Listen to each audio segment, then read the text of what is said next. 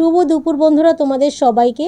আজকে শনিবার, তো চলো শনিবারে কি মেনু করেছি সেটাই তোমাদের সাথে শেয়ার করি।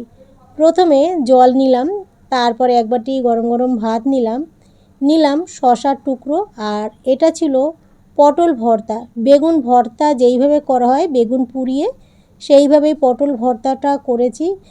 সাথে রসুনও পোড়া ছিল আর কাঁচা লঙ্কা পোড়াও ছিল। আর মাখার সময় সর্ষের তেল, কাঁচা পেঁয়াজ আর নুন দিয়ে মেখেছি। আর কাঁচকলা একটা ছিল ফ্রিজে, নষ্ট হয়ে যাচ্ছিলো, তো নরম হবে করছে, তো কাঁচকলাগুলো চাক করে ভেজে নিয়েছি। তো আমাদের ঘরে সবজি খাওয়ার লোক কম, ছেলে তো খাবেই না, শুধু মাছের ঝোল দিয়েই খাবে, এই জন্যই নষ্ট হয়।